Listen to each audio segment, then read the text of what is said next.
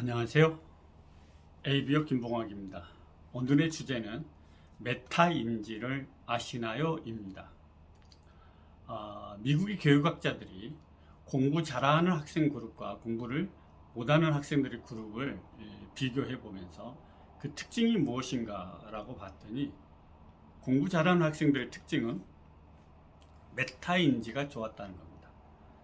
여기서 이 메타인지라는 게 뭐냐면요, 내가 공부를 하는데 내가 아는 것이 무엇이고 모르는 것이 무엇인지를 아는 능력입니다. 그래서 단지 공부를 열심히만 하는 것이 아니라 내가 아는 것이 무엇이고 모르는 것이 무엇인지를 알면은 좀 더 전략적으로 공부를 임할 수 있고 효과를 낼 수 있다는 겁니다. 아는 건 제껴놓고 모르는 부분들을 차츰차츰 정복해 나가면서 알의 영역을 확장해 나가면서 성취감을 누리는 그런 학습을 하는 사람들이 학습 성적이 좋았다는 겁니다.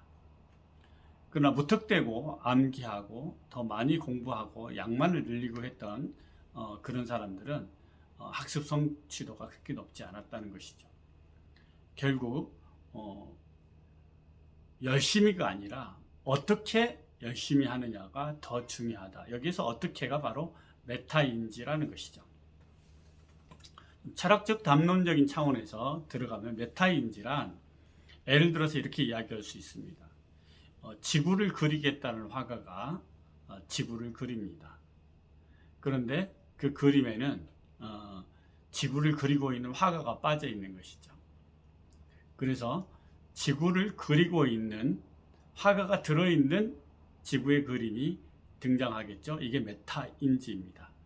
그런데 지구를 그리고 있는 화가가 등장하는 그림을 바라보는 사람이 있겠죠. 이게 또 메타인지입니다. 이렇게 메타인지, 메타인지, 메타인지 형태로 해서 계속해서 자기 자신을 객관화하고 더 멀리 보고 이렇게 하는 능력이 바로 메타인지입니다.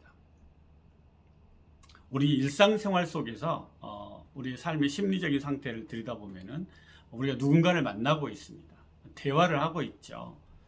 그러면은 그 대화에 주목할 수도 있지만 그 대화를 하고 있는 나의 상태를 바라볼 수 있습니다. 이게 우리 인간은 가지고 있는 메타인지입니다.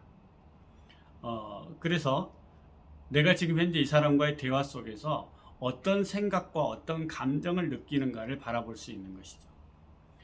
그리고 내가 이 사람을 만날 때 어떤 의도와 목적을 가지고 이 사람을 만나려고 했던가 하는 사람을 또 바라볼 수 있는 것이죠.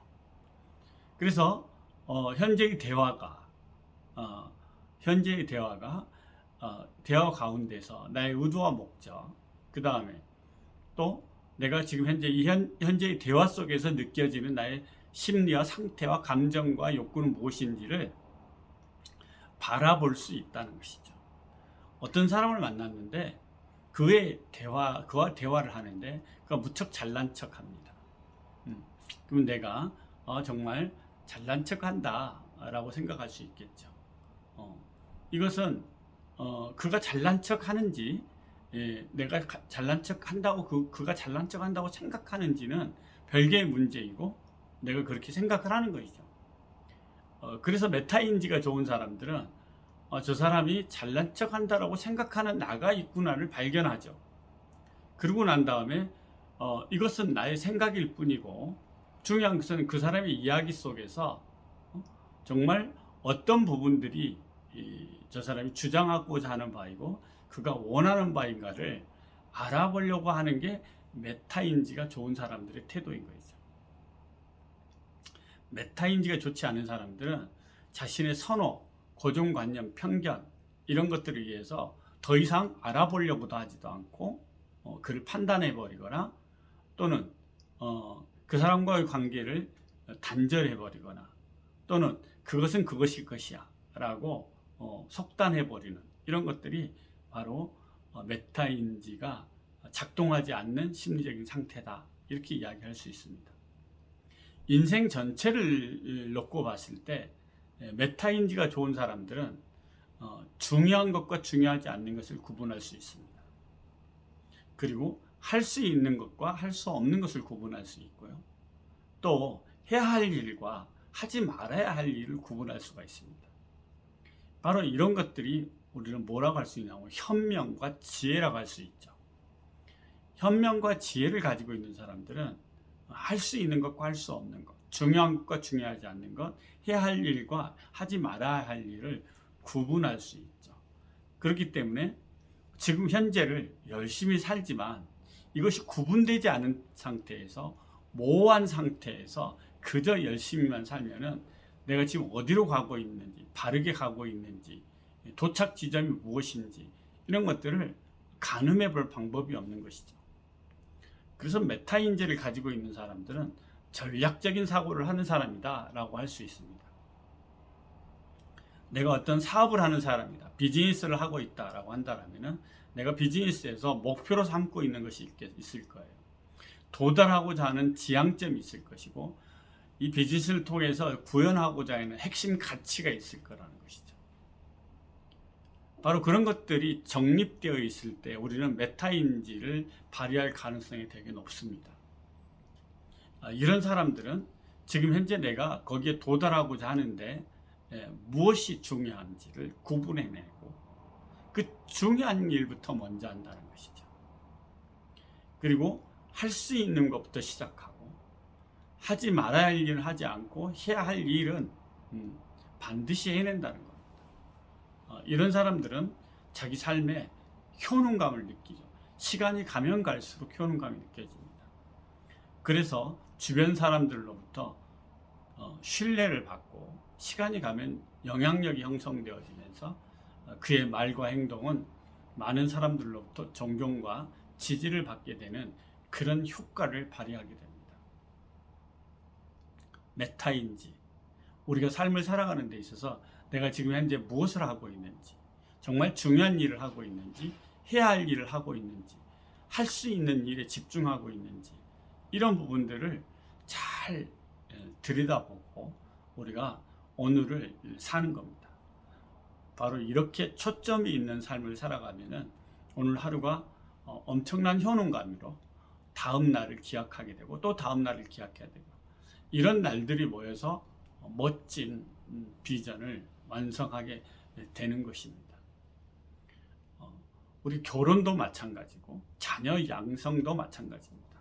정말 자녀 교육에 있어서 정말로 중요한 게 무엇인지, 자녀가 스스로 자기 자신을 사랑하고 자신에 대한 기대감을 가지고 자신이 할 수 있다는 믿음을 가지고 또 세상에 좀 더 기여할 수 있는 그런 자아 정체감을 가지고 자신이 창의력을 발휘할 수 있는 사람이라는 믿음을 갖는 그런 아이들로 성장시키기 위해서는 우리가 통제보다는 공감하고 지지하고 수용해주고 또 올바른 질문을 해주고 좋은 습관과 가치관이 무엇인지를 모델로서 보여주고, 바로 이런 것들이 어찌 보면은 자녀 교육의 핵심이라고 할 수 있겠죠. 이런 어떤 가이드라인이 있으면은 메타인지가 좀 쉬워지는 것이죠. 부부 생활도 마찬가지죠. 정말로 친밀하고 서로 존경하고 사랑받으면서 부부 생활을 하고 자녀들에게 모델이 되어지고 나중에 후손들이 사랑하고 존경하는 할머니, 할아버지가 되겠다라는 어떤 새로운 가문의 어떤 좋은 습관과 가치관, 그리고 성취를 경험하는 그런 문화를, 가족 문화를 유산하고 싶다라는 그런 방향성과 어떤 초점이 있다라면 메타인지가 쉬워지는 것이죠. 왜냐하면 내가 지금 현재 무슨 일을 하고 있지? 지금 현재 중요한 일을 하고 있나? 무엇이 중요한 것이지? 내가 지금 여기에서 해야 할 일이 무엇이지? 할 수 있는 게 무언가? 이런 것들을 자연스럽게 결정되어 있으면, 그 방향이 결정되어 있으면 메타인지가 쉬워지는 것이죠. 자, 오늘 하루를 살아도 내가 지금 현재 어떤 상태로 임하고 있는지, 지금 이 순간에 내가 추구하는 바를 놓치지 않고 있는지, 전략적으로 내가 목표를 도달하는데 핵심적인 중요한 것을 붙들고 내가 해야 할 일을 반드시 해내고 있는 것인지, 이런 부분에 대한 확인이 해 나가면서 하나하나 할 수 있는 것도 해 나간다면은 분명히 높은 성취를 이룩할 것이라고 믿습니다. 오늘 제 이야기를 끝까지 들어주셔서 감사합니다.